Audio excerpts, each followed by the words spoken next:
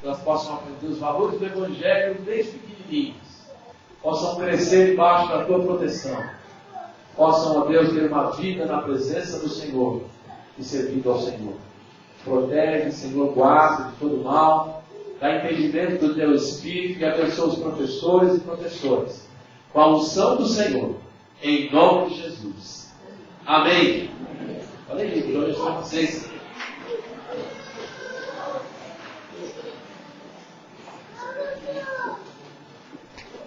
Tem tempo ainda para a gente falar da palavra de Deus, amém? Abra sua Bíblia no Evangelho de João, capítulo 8, versículo 2 a 11. Evangelho de João, capítulo 8, verso 1 a 11. Podemos ver o verso 1. Evangelho de João, capítulo 8, verso 1 a 11. E diz assim: porém Jesus foi para o Monte das Oliveiras, e pela manhã cedo voltou para o templo, e todo o povo vinha ter com ele, e assentando-se os ensinava. E os escribas e fariseus trouxeram-lhe uma mulher apanhada em adultério, e pondo-a no meio, disseram-lhe: mestre, esta mulher foi apanhada no próprio ato, adulterando. E na lei nos mandou Moisés que as tais sejam apedrejadas. Tu, pois, que dizes? Isso diziam eles, tentando-o, para que tivessem de que o acusar. Mas Jesus, inclinando-se, escrevia com o dedo na terra. E como insistissem, perguntando-lhe, endireitou-se e disse-lhes: aquele que dentre vós está sem pecado, seja o primeiro que atire pedra contra ela. E tornando a inclinar-se, escrevia na terra. Quando ouviram isso, saíram um a um, a começar pelos mais velhos até aos últimos, ficando só Jesus e a mulher que estava no meio. Endireitando-se Jesus, e não vendo ninguém mais do que a mulher, disse-lhe: mulher, onde estão aqueles teus acusadores? Ninguém te condenou? E ela disse: ninguém, Senhor. E disse-lhe Jesus: nem eu também te condeno. Vai-te, não peques mais. Senhor, rogamos que a unção do Senhor que está sobre a igreja, sobre nós, possa nos abençoar agora com a tua palavra, possa falar ao nosso coração, nos desafiar, Deus, e possa realizar a tua obra para a tua glória nesta noite, e em nome de Jesus. Que teu Santo Espírito possa nos abençoar com essa história dessa mulher.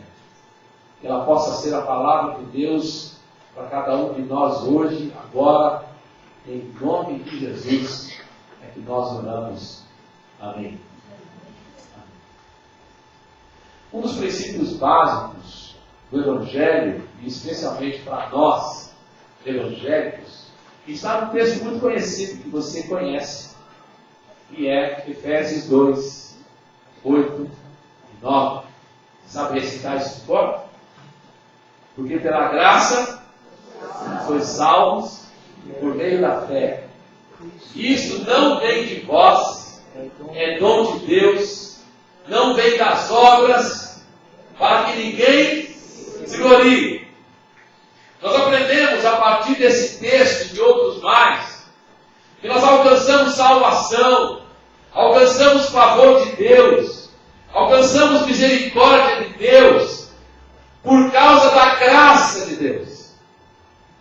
Até mesmo a fé que nos leva a Cristo, não é um mérito, não é algo que nos torna merecedores da misericórdia e da graça de Deus, mas a fé é meramente um instrumento que nos leva a Cristo. aqui nós começamos a estudar a carta aos Romanos, a rainha das cartas. A carta de Martim Lutero, lá no começo do século XVI. Estudando a carta aos Romanos, ele entendeu que justiça de Deus, em Romanos 1,17, sabem esse cor? Romanos 1,16,17, que é o texto mais conhecido de Romanos. Não me envergonho do Evangelho, diz o apóstolo Paulo, porque ele é o poder de Deus para a salvação de todo aquele que crê, primeiro do judeu e depois do grego, porque no Evangelho é revelada a justiça de Deus de fé em fé, como está escrito, o justo viverá da fé. Martim Lutero leu ali, porque a justiça de Deus é revelada no Evangelho. Para Martim Lutero, no começo, isso era terrível para ele. Ele mesmo disse que ele odiava essa expressão, justiça de Deus. Porque para ele, justiça de Deus lembrava do castigo de Deus. Deus é justo. Ele vai cobrar de mim o meu pecado. Porque ele é justo. Eu sou pecador. Eu estou perdido, não tenho salvação. O próprio Martim Lutero conta aqui, nesse período da sua vida, ele se autoflagelava. Sabe o que é isso? Ele batia em si mesmo. Ele feria a si mesmo. Porque naquele momento, para eles, era de alguma forma um caminho, o auto-sacrifício. O sacrifício pessoal, de alguma forma, você eliminar ou compensar o seu pecado para alcançar, quem sabe, a misericórdia de Deus. Mas aí Martim Lutero entendeu o seguinte, que justiça de Deus não é a justiça que Deus exige, mas é a justiça que Deus atribui àquele que crê. Em outras palavras, Deus diz que você é justo sem você ser. Deus te dá um título que você merece. É por isso que Efésios chama os crentes de santos. É isso? No Novo Testamento, os crentes são chamados de santos. Primeiro que santo ali não é santo morto, né? Segundo que santo ali não é uma qualidade moral. É um título. A gente não merece, mas ele nos dá. Por exemplo, o apóstolo Paulo começou a carta aos Coríntios, uma igreja que tinha todos aqueles problemas, que nós já vimos aqui alguns deles, né? Uma igreja dividida, uma igreja que o mais importante lá é que tinha aquela experiência de falar em línguas, uma igreja que um brigava com o outro e ia na justiça, gente que ficava bêbado na ceia, pessoas que tinha tudo lá. Gente que não acreditava na ressurreição, e o apóstolo Paulo começa assim: a igreja de Deus que está em Corinto, aos santificados em Cristo Jesus. Como é que uma igreja pode ser santa? Santificados em Cristo Jesus quer dizer que Deus nos dá um título que nós não merecemos. É isso que Efésios quer dizer. Aliás, é isso que nós temos que resgatar no Evangelho hoje. O mundo Evangelho está perdendo esse fundamento da nossa fé. É a graça de Deus. Graça maravilhosa. Mas aí resta uma pergunta. Se é pela graça, se é somente pela graça, que basta eu crer no Evangelho, basta que eu dê um passo de fé em direção a Deus, reconhecendo os meus pecados, reconhecendo as minhas mazelas, reconhecendo que eu sou de fato pecador, que só há pecado em mim, e quando eu me aproximo pela fé, então eu sou aceito por Deus, sou recebido por Deus, justificado por Deus, declarado santo por Deus, e depois? Como é que fica então? Como é que eu vivo depois? E a vida cristã? Como eu posso imaginar, depois disso, já está justificado, eu já estou justificado, já estou salvo, já está tudo certo, Deus já me aceitou, como é que eu vivo agora? Essa é uma das maiores dificuldades que a igreja tem. De entender a vida cristã como consequência da salvação pela fé, por meio da graça. Hoje no mundo evangélico o pessoal está falando de sacrifício. Né? Salvação é pela graça, mas tem igreja evangélica aí que fala de sacrifício. Tem que fazer sacrifício, senão Deus não olha para você. Você tem que fazer determinados rituais que que representam sacrifícios, como Martinho Lutero subia escadas das catedrais de joelhos, até o joelho sangrar, se autoflagelava com um chicote, até as costas e o corpo sangrar, para, quem sabe, de alguma forma, alcançar o favor de Deus. E eu vejo hoje o mundo evangélico fazendo a mesma coisa. Claro, as medidas são outras, as práticas são outras, as ênfases são diferentes, mas na verdade nós estamos voltando para trás. Nós aprendemos com o Evangelho, que nos foi proclamado, é que há salvação para todo aquele que crê, seja vivo. Mas como é que eu vivo agora? Como é que eu entendo a vida cristã? É aí que esse episódio da mulher adúltera nos ajuda. História maravilhosa essa. Está no Evangelho de João. O Evangelho de João é um dos evangelhos onde mais aparecem esses conflitos de Jesus com os judeus.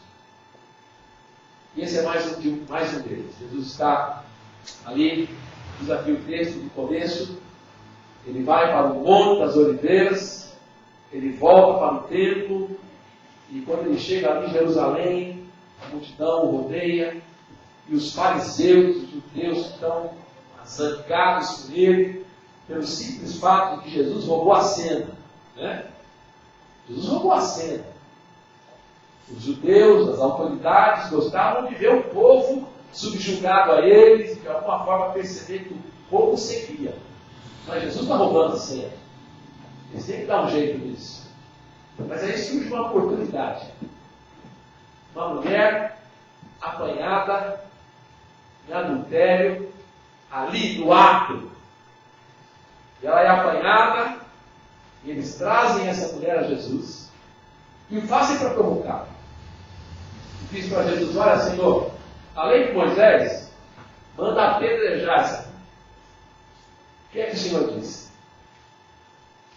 O texto fala que Jesus se inclina, começa a escrever no chão. Todo mundo tem curiosidade para saber o que Jesus escreveu, porque é o único lugar da Bíblia que menciona que Jesus escreveu alguma coisa. Mas o importante aí não é o que ele escreveu. O importante é o que aconteceu. Jesus fica ali, e como eles insistiam muito, Jesus se levanta e fala para eles assim: aquele dentre vocês que não tem pecado, atire a primeira pedra. O texto bíblico diz que, não sei como, bateu uma crise de consciência, aqueles homens dali, eles começam a sair. Um por um. Começaram os mais velhos. Mas a história não termina aí. Depois Jesus se levanta de novo e pergunta à mulher: cadê os teus acusadores? Quem te condenou? Ela diz: ninguém. Jesus diz: eu também não te condeno. Vai, não peques mais. Eu vejo aqui, meus irmãos, 3 perspectivas da vida cristã. 2 das quais nós temos que rejeitar. E é aí que esse texto nos ajuda a entender esse depois. Salvação pela graça. Nós estamos aqui cantando isso e anunciando isso, é pela fé. É misericórdia de Deus, é graça de Deus. Evangelho é isso, é a boa nova de que qualquer pessoa, em qualquer situação, por mais pecador que seja, por mais malfeitor que seja, ainda há esperança. É por isso que eu creio no Evangelho. Porque por pior que seja a pessoa, por pior que seja o mundo, por maior que seja a maldade que nos cerca, de acordo com o Evangelho ainda há esperança. Porque Jesus veio ao mundo para mostrar isso. Deus ainda ama o mundo. Enviou o seu Filho, para que todo aquele que nele crê não pereça, mas tenha a vida eterna. Mas como é que é o depois? Creio que essas 3 perspectivas aqui nos ajudam a entender como é que a gente vive depois. A primeira perspectiva é dos fariseus. Qual é a perspectiva que eles têm aqui de vida? A primeira que eu quero citar aqui, e que infelizmente, muitas vezes acontece conosco, é aquela perspectiva de que a gente trata do pecado dos outros, não do nosso. Né?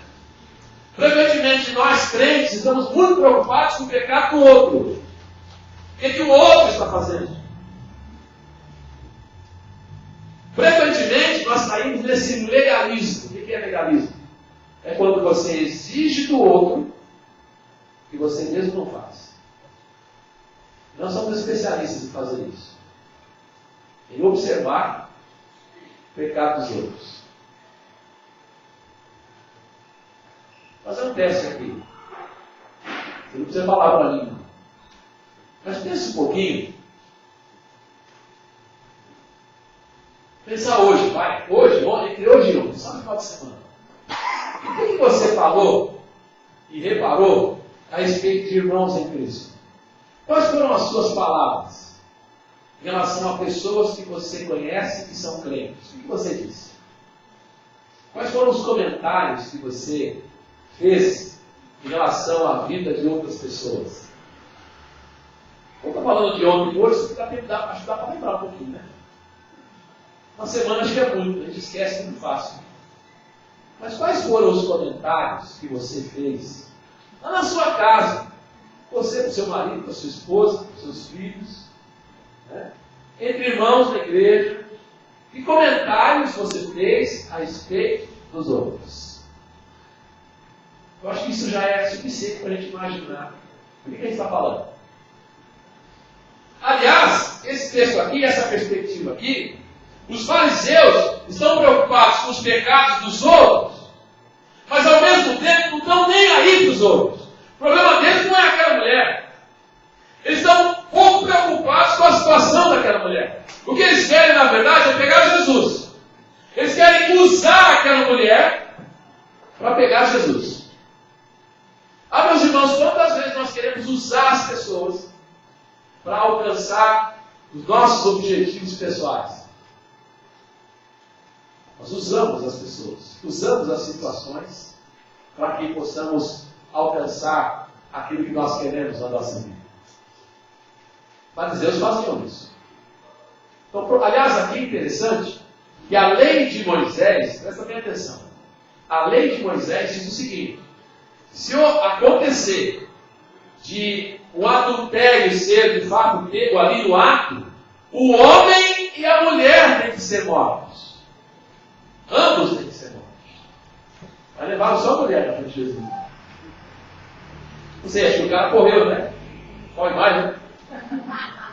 Na hora H lá o cara correu. Legal ele, né? Saiu correndo, eles queriam pegar a mulher. Se a mulher era mais devagar, sei lá, né? Mais lenta, sei lá o que aconteceu lá. Pegaram a mulher.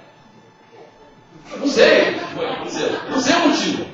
Eu não falo, mas eu fico imaginando. Ou então por que eles pegaram só a mulher? Provavelmente, tá bom, vou consertar isso. Provavelmente porque eles eram muito machistas, né? Então o cara deixa ele de lado, né? O homem fica aí, a mulher é a mulher mesmo.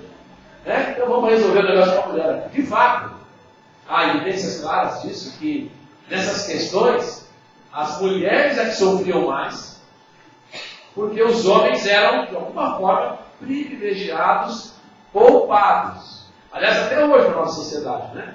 Até um tempo atrás, hoje não está tanto assim, mas um tempo atrás, na cultura brasileira, há um tempo atrás, a mulher trair o homem era uma coisa inaceitável.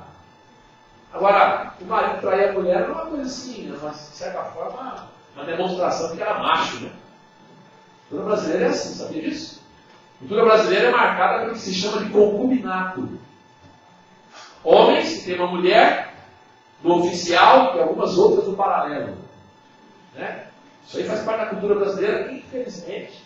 Às vezes até a igreja tem isso. É a igreja que está acontecendo isso. Né? Mas, enfim, aquela mulher que foi apanhada em adultério. Os fariseus estão preocupados com ela? Que coisa alguma. Estão nem aí. Eles estão preocupados em resolver a questão deles. Estão preocupados em pegar Jesus. Eles estão preocupados de alguma forma em se justificar. Eu fico me perguntando se nós, frequentemente, não estamos preocupados com o pecado dos outros, porque na verdade nós queremos cumprir os nossos. Ou de alguma forma justificar os nossos. Quantas vezes a gente fica meio chateado com o sucesso dos outros, porque o sucesso foi do outro? Ou então, quando uma pessoa se dá mal, você pensa assim, tá vendo? Não falei? Mas no fundo, tem uma invejazinha. Tá ali. Você queria. A pessoa não pode ser melhor que ela. Então, a gente está sempre preocupado com o que acontece com o outro e de alguma forma a gente quer se justificar em relação ao outro. Estão preocupados em tratar o pecado do outro. E aliás, como diz o ditado, né? Aos amigos tudo, aos outros a lei, e aos inimigos o rigor da lei. Né? O que os fariseus estão fazendo aí? Aqui é o rigor da lei. Eles querem que a mulher seja apedrejada, esse é o rigor da lei, e na verdade eles querem saber como é que Jesus vai reagir diante dessa situação. Então, aqui, eu também iria mencionar o seguinte, que frequentemente, que nós vemos aqui nessa característica dos fariseus, olha, nós estamos falando de judeus, de fariseus, de gente que se fala povo de Deus, tá? Gente que é herdeiro de Abraão, gente que tem sangue de Abraão nas veias, gente que faz parte de toda aquela história, que herdou toda aquela história.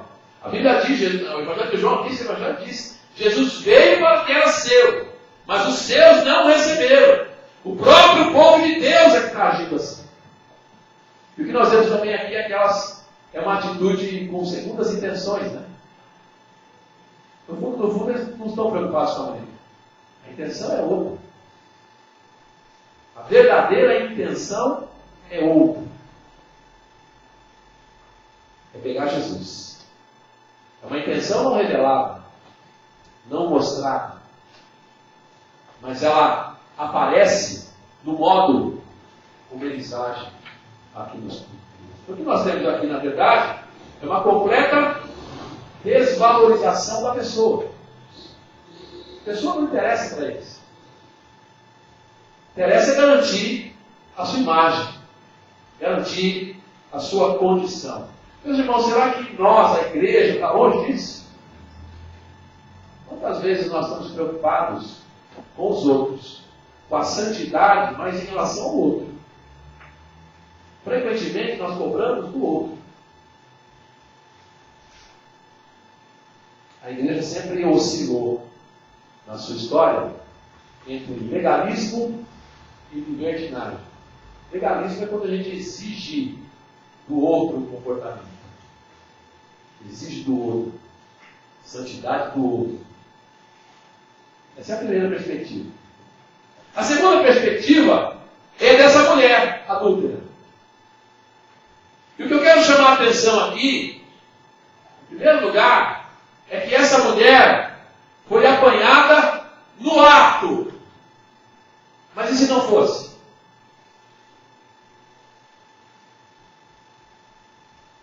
Como é que seria? Ela ia continuar? Provavelmente. Essa é a outra perspectiva. A perspectiva daqueles cujas atitudes, cujas ações não percebidas, na verdade, são contrárias aos valores do Evangelho. Aliás, hoje, tem muita gente assim. Que, se por um lado nós temos gente legalista, que se preocupa com o pecado dos outros, nós temos também aqueles que entendem que já que é pela graça, já que é pela fé, ou que já que o que você tem que fazer é campanha para poder ser abençoado, então como você vive não importa. Não importa. A mulher foi pega no ato. Mas se não fosse, o que aconteceria? Eu fico pensando aqui, justamente no fato de que, frequentemente, nós apontamos os pecados dos outros, mas os nossos não são pegos no ato. Quantas vezes nós vivemos situações, quantas vezes eu e você temos comportamentos reprováveis, mas que não são necessariamente pegos no ato, até porque não dá, né? Por exemplo, mentira. Nem sempre dá para pegar, né?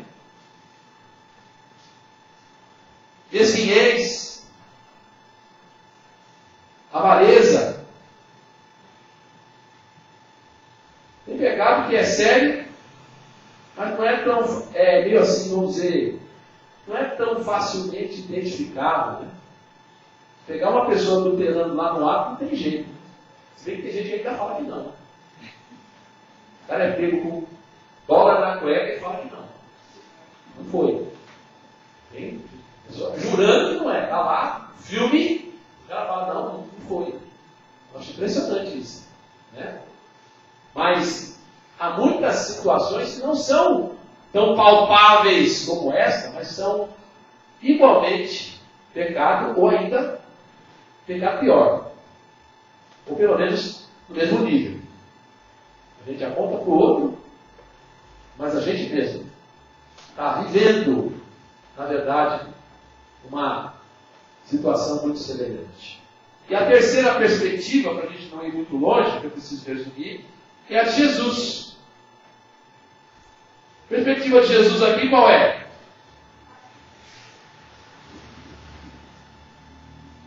Em primeiro lugar, Jesus, com essa mulher, quando ele trata do assunto, a pergunta que Jesus faz é: onde estão aqueles teus acusadores? Ninguém te condenou? Por que Jesus faz essa pergunta para essa mulher? Porque para aquelas pessoas ele disse: aquele que dentre vós está sem pecado, seja o primeiro a tirar pedra. E aí Jesus diz à mulher: cadê os teus acusadores? Ninguém te condenou? A primeira perspectiva, meus irmãos, a primeira questão que nós temos que destacar dessa perspectiva de Jesus é que, na verdade, nós somos todos pecadores e continuamos sendo, mesmo com crentes. Ah, pastor, mas então qual que é a diferença? Bom, somos pecadores porque estamos sujeitos. Não é porque somos crentes agora que somos imunes ao pecado.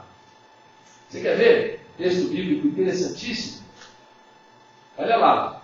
Gálatas, capítulo 6. Eu quero ler com os irmãos aqui. Gálatas, capítulo 6, versículo 1. Olha o que ele diz. Irmãos, se algum homem chegar a ser surpreendido em alguma ofensa, vós, que sois espirituais, encaminhai o tal com espírito de mansidão. Olha só como isso combina bem com a atitude de Jesus. Irmão, se algum homem chegar a ser surpreendido em alguma ofensa, vós que sois espirituais. Por que o apóstolo Paulo diz isso? Porque nos versículos anteriores ele acabou de dizer: se vocês vivem no Espírito, então andem no Espírito. Porque nos versículos anteriores, o apóstolo Paulo acabou de falar das obras da carne e do fruto do Espírito Santo e convocou os crentes. Se nós vivemos no Espírito, andemos também no Espírito. Não sejamos cobiçosos, de vanglórias, imitando-nos uns aos outros, invejando-nos uns aos outros. Eu tenho que ler os dois versículos finais do capítulo 5. E aí ele diz isso, irmãos: se algum homem chegar a ser surpreendido em alguma ofensa, vós que sois espirituais. Isso é, se você quer andar no Espírito, se você quer caminhar na vida cristã sob direção do Espírito Santo, então encaminhai o tal. Eu gosto muito dessa versão aqui. Tem uma outra que diz assim: restaurai ou restaurem o tal. Encaminhar. O que é encaminhar, gente? É trazer de volta para o caminho. Traga essa pessoa de volta. Encaminhe novamente. Ele se desviou. Ele deu uma vacilada, traz de volta para o caminho. É isso. E é o que ele diz. Com espírito de mansidão. Eu fico impressionado como tem gente que fica tão nervoso com o pecado dos outros. E como tem gente na igreja que tem pressa em resolver o pecado do outro. Isso é impressionante. Não, pastor, porque está contaminando a igreja. O pecado do outro tem que ser resolvido com urgência. O meu não. O meu a gente tolera um pouquinho. Mas o do outro tem que ser resolvido logo, porque faz mal para a igreja. O que Jesus fez quando aqueles fariseus chegam lá, pressionando, com toda a pressão em cima de Jesus, né? Jesus simplesmente abaixa a cabeça e começa a escrever. Estão com pressa? E aí eles insistem. E aí Jesus diz, olha, quem é aqui que vocês aí não têm pecado? Atire a primeira pedra. Olha o que Gálatas diz. Com espírito de mansidão, olhando por ti mesmo, para que não sejas também pecado. O que esse episódio da mulher adúltera nos ensina é que todos nós estamos sujeitos às mesmas coisas. Nós temos que ter esse cuidado. Ao mesmo tempo que nós temos que ter uma postura de querer servir a Deus, não se esqueça disso. A conversão não tornou você imune ao pecado. Não é porque o outro caiu que você não vai cair. Engana-se você se você pensa que você não está sujeito ou sujeito às mesmas coisas. Nós estamos sujeitos às mesmas coisas. Quando nós olhamos para o outro, temos que lembrar disso. Eu estou sujeito à mesma coisa. Se não pior. Ninguém te condenou? E aí a palavra de Jesus. Eu também não te condeno. Jesus veio para quê, gente? Ele diz, eu não vim para condenar o mundo. Eu vim para salvar. O Evangelho não é de condenação. O Evangelho é de salvação. A palavra que você tem que ter para as pessoas é palavra de salvação. É a primeira palavra. A primeira palavra tem que ser positiva. A primeira palavra é de misericórdia. A primeira palavra é de esperança. Ninguém te condenou, eu também não te condeno. Essa é a primeira palavra. Porque essa é a primeira palavra do Evangelho. O problema é que nós invertemos as coisas. Nossa primeira palavra é a palavra da condenação. Nossa primeira palavra é a palavra da cobrança. A nossa primeira palavra é a palavra da maledicência. A nossa primeira palavra é a palavra que diz que aquele irmão e aquela irmã é inferior a mim. Porque quando eu falo mal dele, eu estou dizendo que ele é inferior. Porque eu não sou igual. Mesmo que você não diga com as suas palavras, com todas as medidas. Mas é o que a gente faz. Então, a primeira palavra é: eu também não te condeno. Essa é a primeira palavra. Só depois é que vem a segunda. A segunda palavra é: vai e não peques mais. A primeira palavra é: eu não te condeno. A segunda palavra é: vai e não peques mais. Não vai mais por esse caminho. Abandona esse caminho. Caminha agora com Deus. Porque você foi perdoado. Porque você foi restaurado. Vida cristã agora é não pecar mais. É como diz 1 de João: eu vos escrevo para que não pequeis. Mas se alguém pecar, eu vou advogar. 1 de João é um texto tremendo. Vamos voltar um pouquinho. Vai estar um pouquinho avançado no tempo, gente, mas esse texto é um texto tremendo. Olha só. Eu quero mencionar para os irmãos aqui, em 1 de João, capítulo 1, versículo 10. Se dissermos que não pecamos, versículo 10 do capítulo 1, fazemos-no mentiroso, e a sua palavra não está em nós. Olha só, presta atenção. Se dissermos, 1 de João 1,10, versículo 10. Está no versículo 1, 9 e 10, embaixo, ó. Se dissermos que não pecamos, fazemos-no mentiroso, e a sua palavra não está em nós. O que ele está falando? O seguinte: se você, ó, a primeira coisa que você deve observar, nós vocês. Ele não se exclui. Ele não está falando assim, se vocês disserem que vocês não pecaram. Ele está dizendo nós, se nós dissermos, eu e vocês. Ele não está se excluindo. João não está se excluindo aqui do grupo. Ele fala, se dissermos que não pecamos, fazemos um mentiroso, e a sua palavra não está em nós. O que ele está falando? Está falando o seguinte, eu e você não podemos alegar imunidade. Não podemos alegar imunidade. Nós não somos imunes. Nem eu, nem você. Como diz a Bíblia, aquele que está em pé, olha para que não caia. Primeira coisa, primeira verdade. Eu vou daqui a pouquinho contar uma ilustraçãozinha, mas a primeira verdade é essa. Eu e você não estamos imunes. Ninguém está ao pecado. Por mais santo que você seja, por mais dedicado à oração que você seja, por mais leitor da Bíblia que você seja, por mais experiência na vida cristã que você tenha, por maiores que sejam os dons que Deus lhe deu, você não está imune ao pecado. Nunca se esqueça disso. O apóstolo se inclui aqui. Agora olha o versículo 1 do capítulo 2. Coloca aí. Capítulo 2, verso 1. Capítulo 2, verso 1. Meus filhinhos, estas coisas vos escrevo para que não pequeis.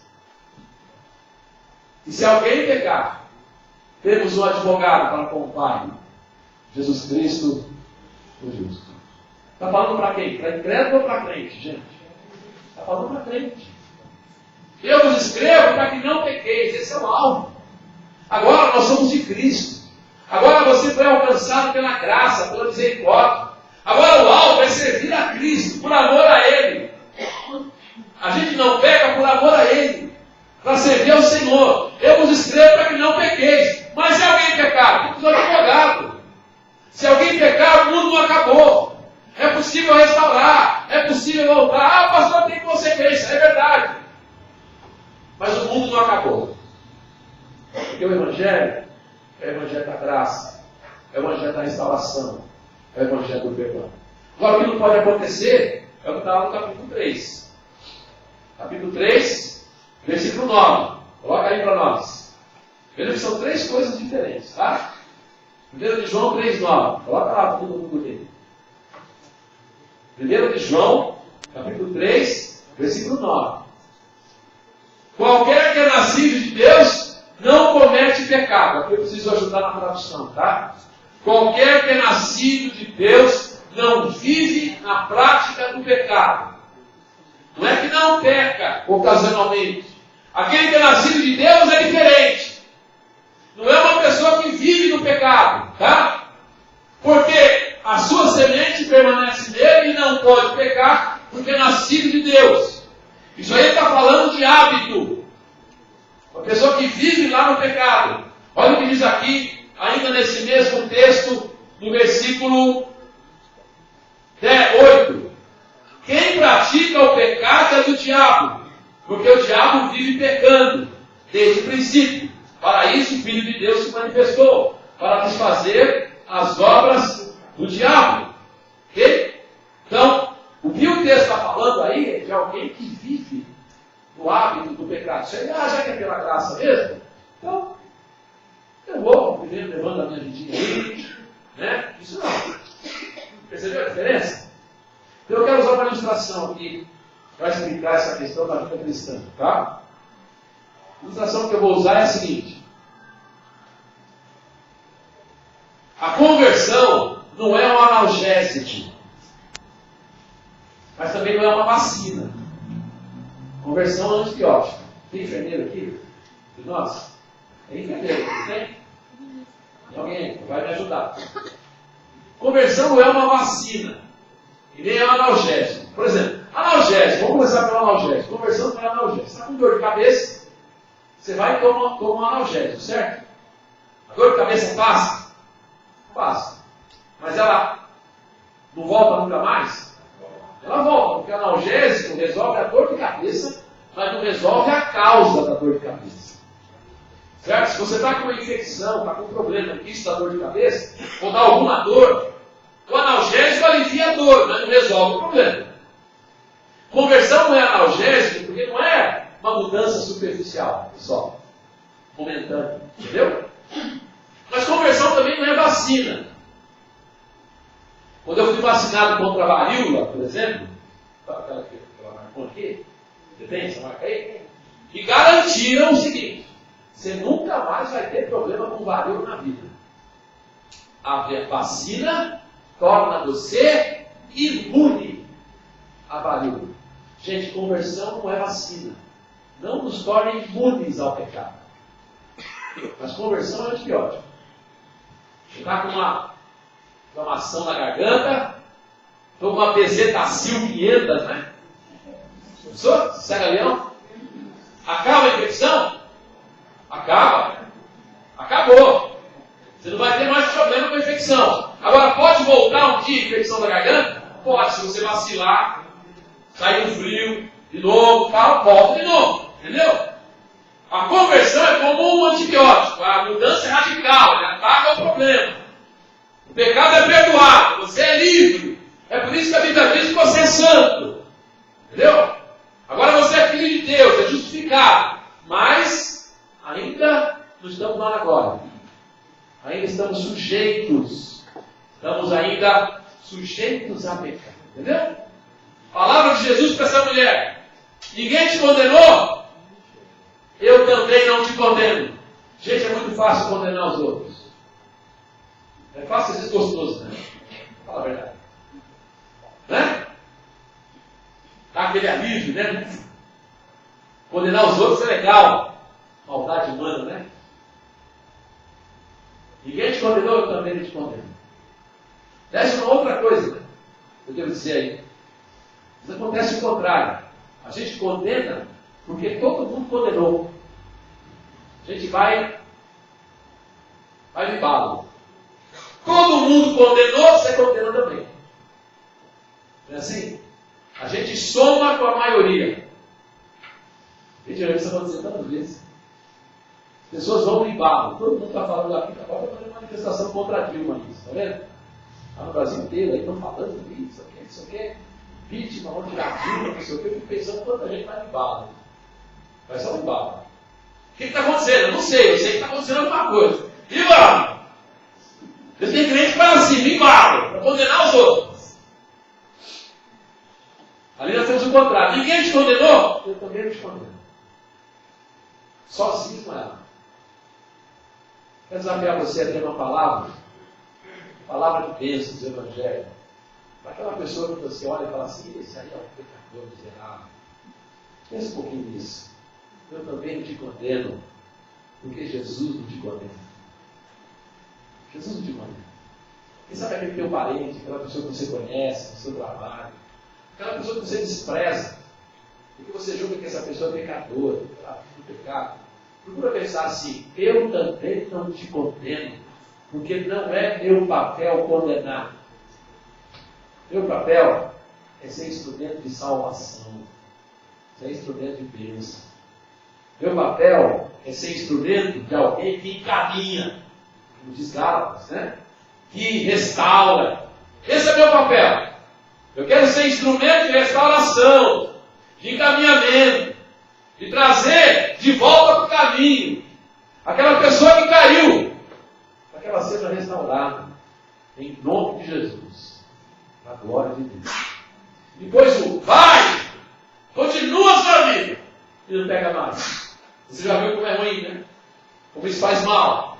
Você já experimentou o que pode acontecer, como as pessoas vão te condenar, e pior ainda, como você fica longe de Deus. Então vai, não pega mais. Percebe? Aqui tem uma palavra de exortação, que já não é mais condenação. Aqui já é uma instrução, aqui já é uma orientação, né? Aqui já é um incentivo. Vai, muda essa vida e viva uma nova vida para a glória de Deus. Como eu falei no início, nós fazemos parte de uma tradição do Evangelho, e eu quero reforçar aqui o que o pastor Tino disse. Para você vir na EBD estudar a carta aos Romanos. Porque lá na carta aos Romanos nós aprendemos ainda mais isso. O Evangelho é poder de Deus para a salvação de todo aquele que crê.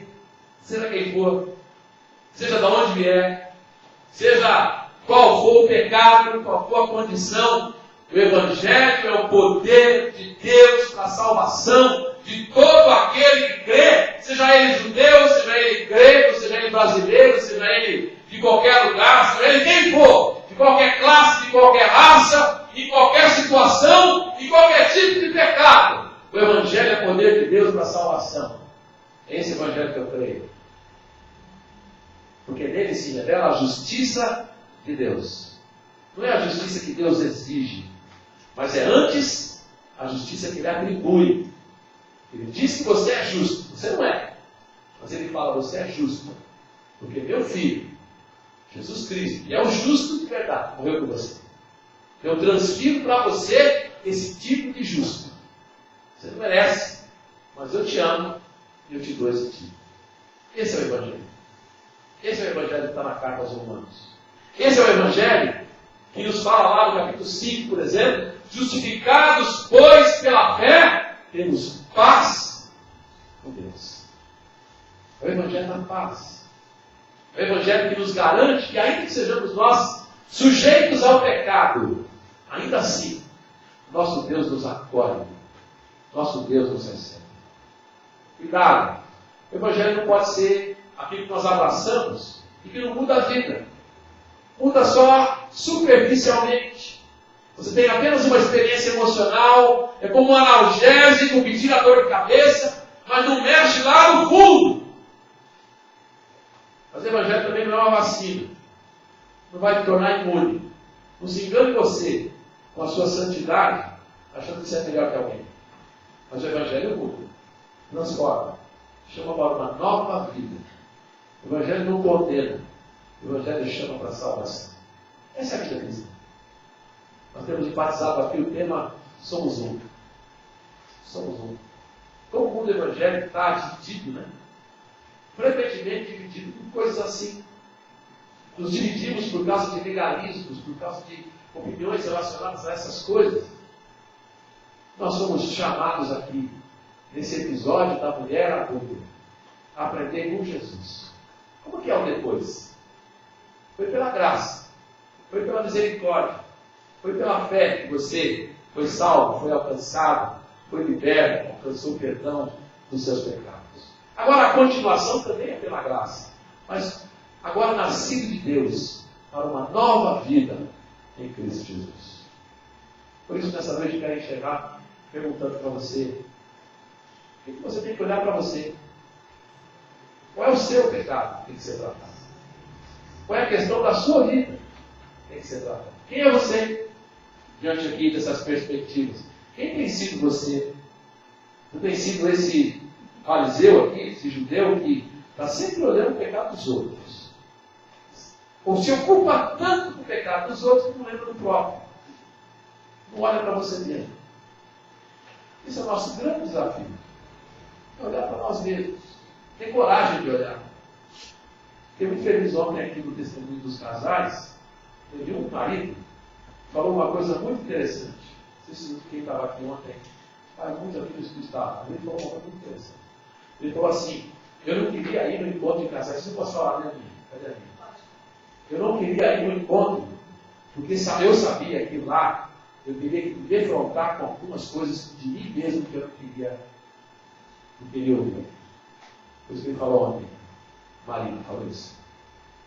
Eu sabia que lá eu teria que encontrar comigo mesmo, usando aqui as minhas palavras, mais ou menos isso que ele disse.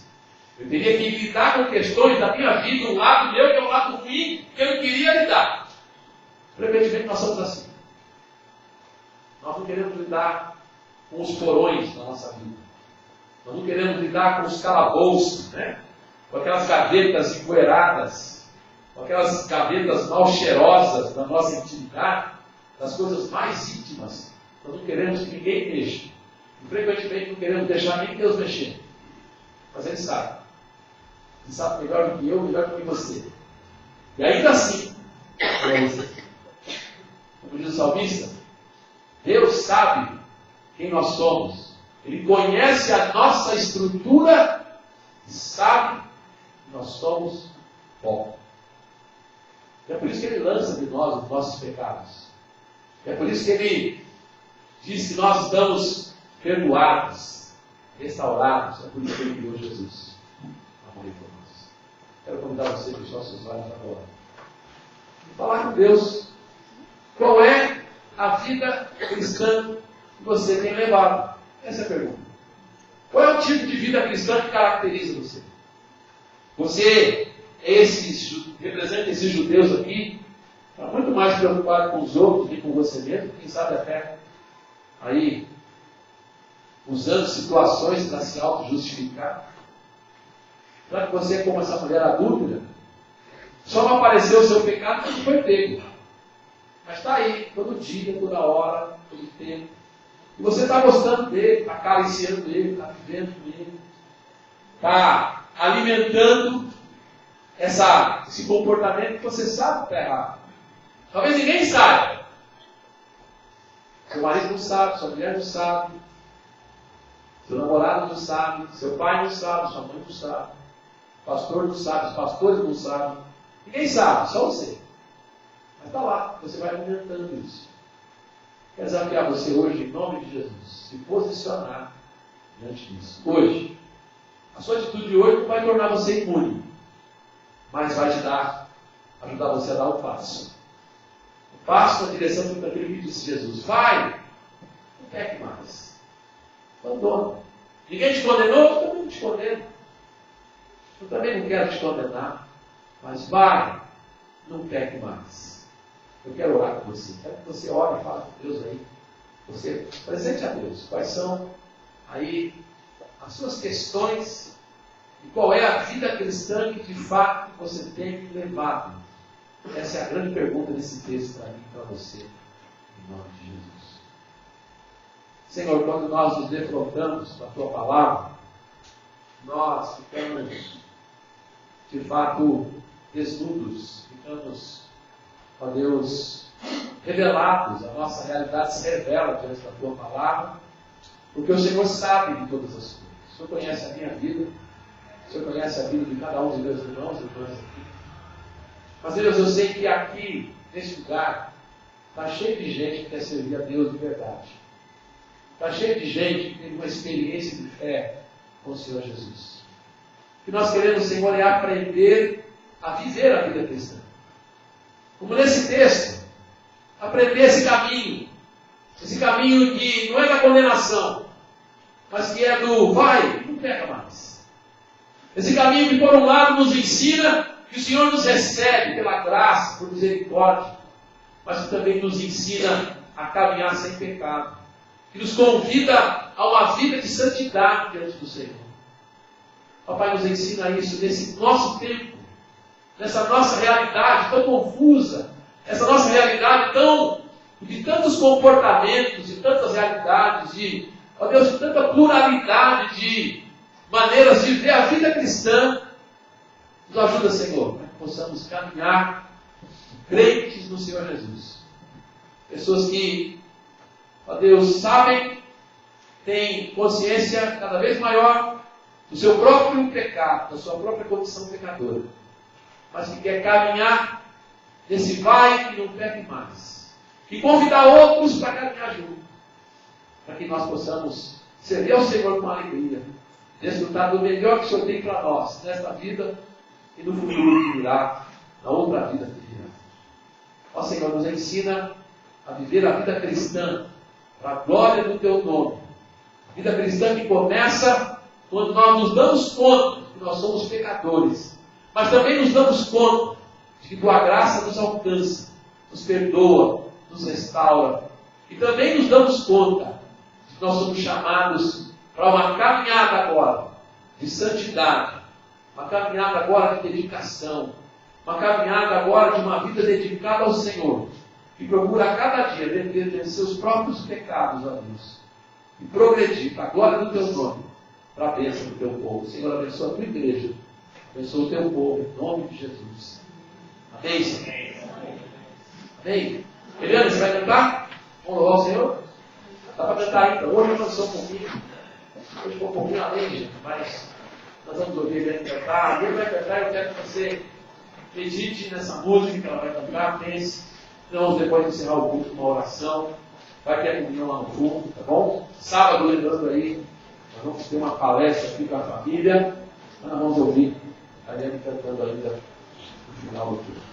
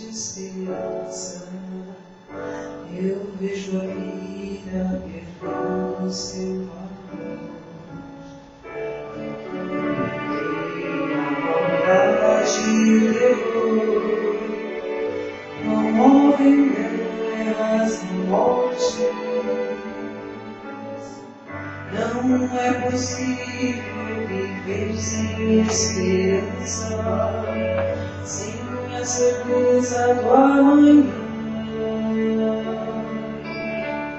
Mas se na frente dessa guerra existe um rei, e já venceu a cruz. Eu sei que em breve verei o Salvador, vindo das nuvens me encontrar. E a esperança que um dia eu sonhei vai estar sorrindo para mim.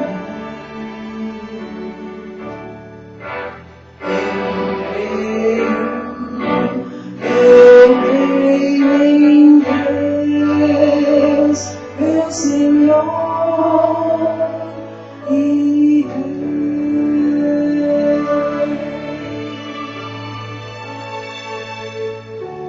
A cada dia o mal se multiplica,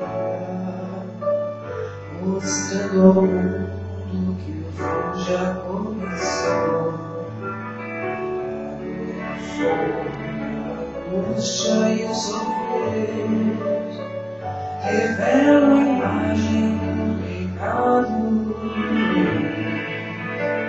mas o amor de meu Deus é esperança de um majestoso amanhecer. Me traz a paz e a certeza do amor. O sol irá nascer. Eu sei que em breve verei meu Salvador, vindo das nuvens me encontrar.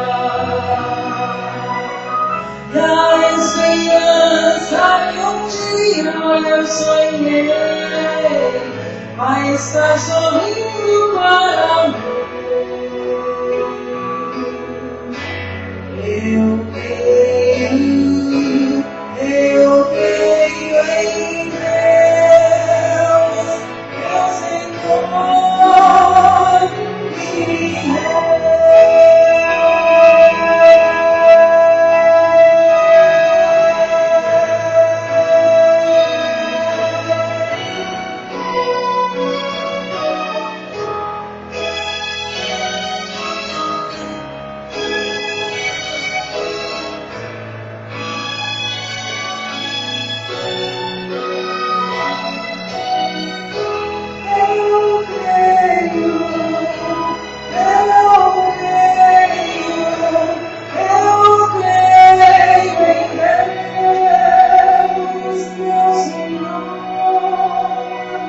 e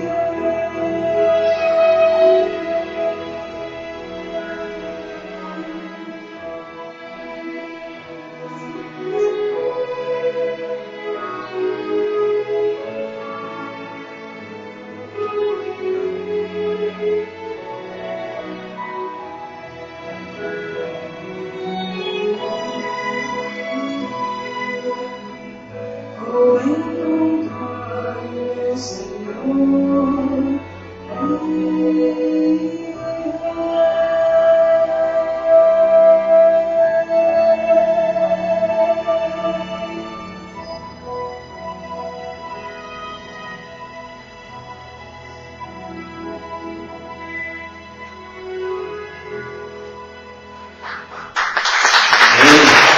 Muita gente vai encerrar o culto.